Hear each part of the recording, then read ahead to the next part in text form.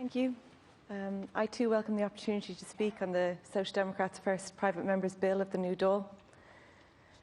The pandemic has highlighted how undervalued so many of our essential workers are. Like my colleague said, we all owe them a debt of gratitude. But gratitude isn't just paying lip service. Real gratitude is providing them with fair pay, better conditions and basic rights.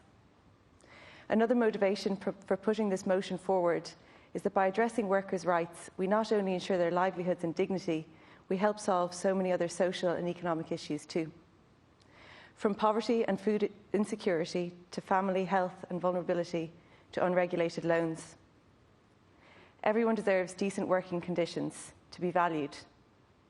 We know this leads to increased health and well-being and therefore increased productivity. It's in everyone's interest. Workers, employees and the state, that people are guaranteed safe, secure and positive professional environments. Dependable income, security of tenure and decent working conditions enable people to put down roots, settle in communities and help those communities to thrive. COVID-19 demonstrated who our essential workers are. Nurses, carers, cleaners, food producers, postal workers, public transport drivers and so many frontline workers. But the wages and working conditions of these groups and others have been eroded over the past generation. Wage cuts, recruitment freezes and subcontracting are becoming established practices. These policies create uncertainty and precarity and only benefit the few, not the many.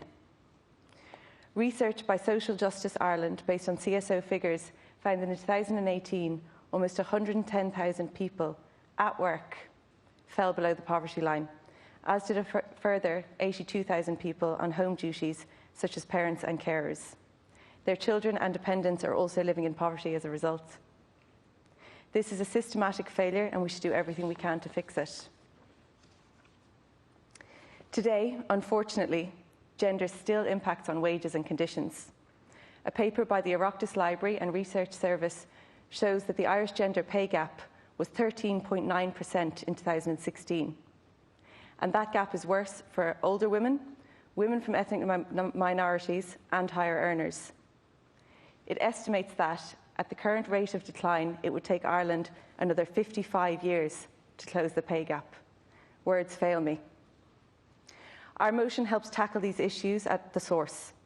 It focuses on the casualisation of labour, the precarious nature of many jobs, and the absence of collective bargaining. Media reports on the clusters of COVID-19 in meat plants and the statements given to the COVID committee by the Migrant Rights Centre on Friday are a harrowing example of how some workers are treated. Workers have consistently told journalists that they are frightened to talk about conditions in the sector. They have stayed anonymous in media reports for fear of retribution. This paints a shameful picture of conditions that people are working in today. Outbreaks in these factories raise serious health and safety concerns, as does the absence of sick pay for many workers, along with subcontracting practices, which leaves people more vulnerable to exploitative labour conditions. Migrant workers in this sector are at even greater risk because their immigration permissions can be tied to their employer, leaving them in an even more precarious, vulnerable position. Language barriers, institutional racism, and a lack of social capital exasperates their circumstances. Separately, I've called for a review of this sector. This motion aligns with that objective and with recommendations on workers' rights by the Migrants' Rights Centre. Our motion calls for fairness. It uses a rights-based framework to ensure that workers get fair pay and conditions, and to ensure that everyone can live a dignified existence. Precarious employment and the gig economy are increasingly common in different sectors, including healthcare, retail, customer services, deliveries, childcare and universities. We are calling for the introduction of basic safety nets, which were taken for granted a generation ago. Basic entitlements, dependable hours, collective bargaining and a decent salary is the minimum we should expect.